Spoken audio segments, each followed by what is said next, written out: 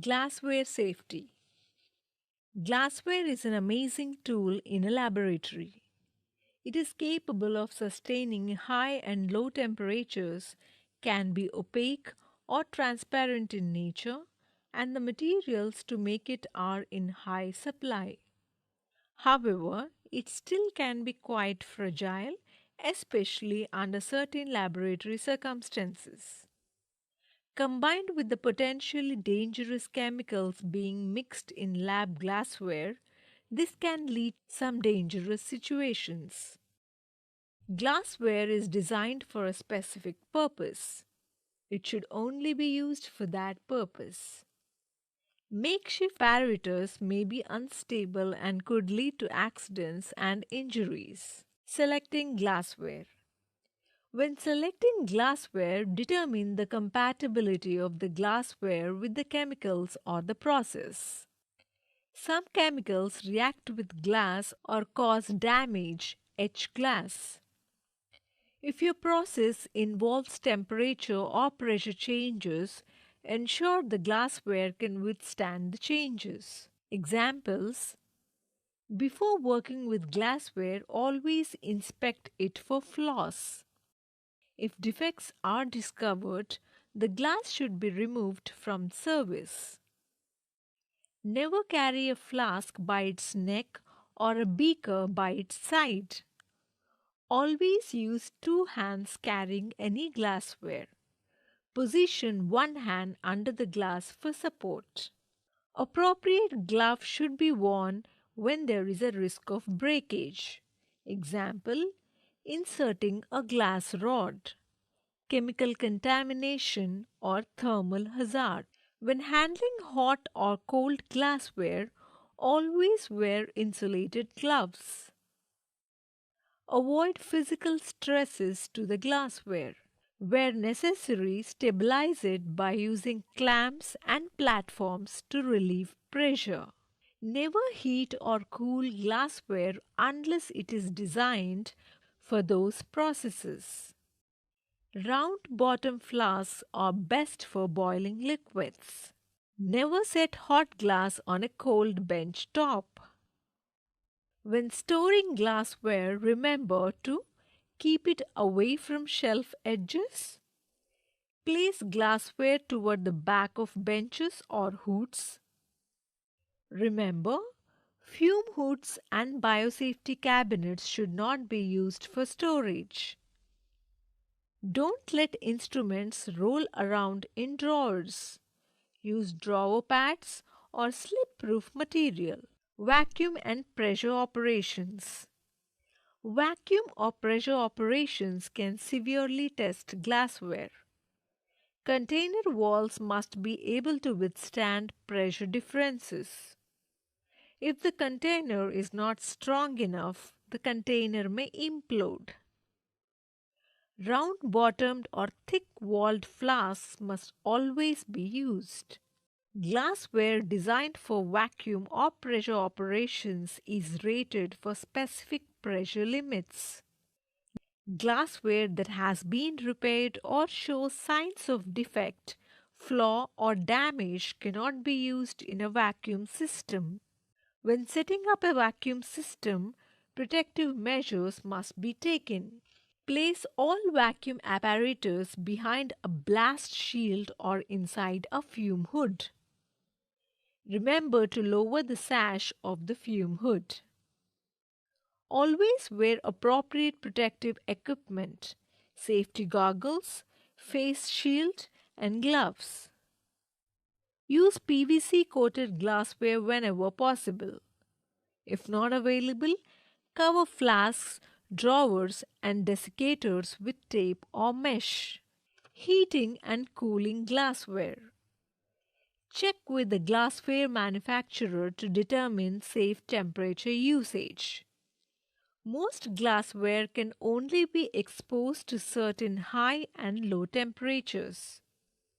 Usage outside of those ranges may cause damage or breakage to the glassware. Do not put hot glassware on cold or wet surfaces as it may break with temperature change. Never heat glassware that is etched, cracked, chipped, nicked, or scratched.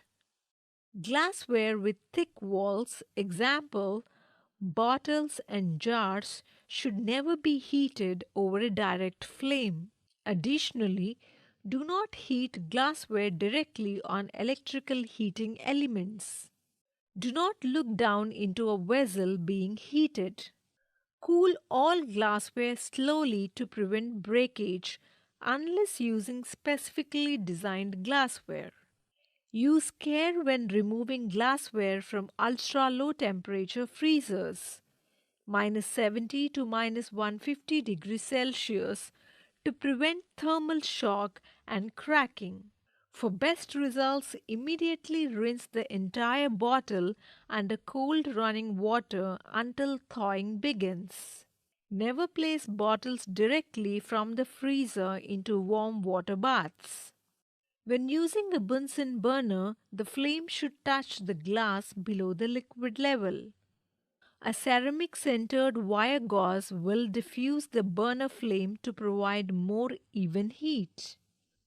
Always use hot plates that are larger than the bottom of the vessel being heated.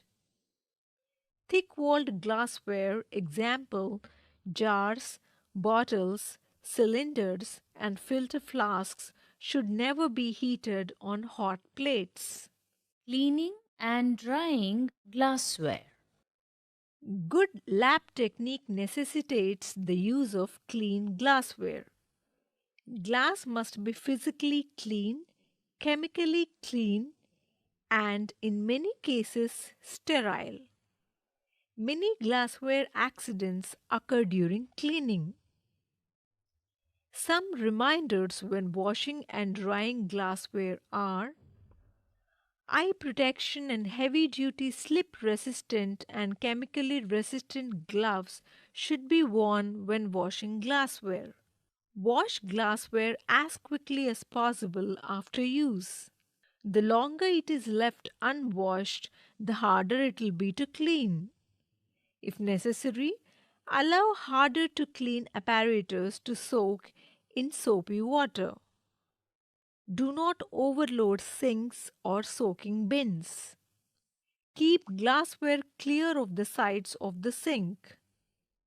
Rubber mats can also help reduce the risk of breakage and injury.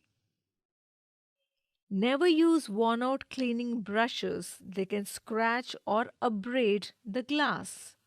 Specialized training in the safe usage of caustic cleaning agents must be completed before using aqua regia, chromic acid, or other reactive solutions to clean glassware.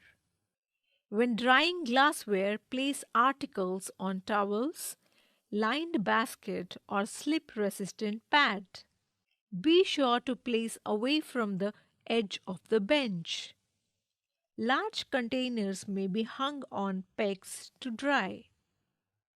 When cleaning pipettes, place pipettes tips down into a cylinder or tall jar of water or appropriate disinfectant. Example, for biologically contaminated tips. A pad of cotton or glass wool at the bottom will help prevent breakage of the tips. Ensure the water or the disinfectant level is high enough to immerse the pipettes. New glassware should be washed before use to remove any residue or loose particles. Disposal and spill cleanup. Broken glass. Glass is fragile and breaks easily. When the glass breaks, care should be taken to reduce the risk of cuts. If something is falling, let it drop. Catching it may cause the glassware to break in your hand. Wear cut-resistant gloves when handling broken glass. Disposal nitrile or latex gloves should never be worn. Glass will cut through those gloves. When cleaning broken glass, use mechanical means to pick up the pieces. Tongs, Tweezers or forceps should be used to pick up large pieces of broken glass. Small shards can be picked up using a wet paper towel or absorbent pad or by using rolled up tape.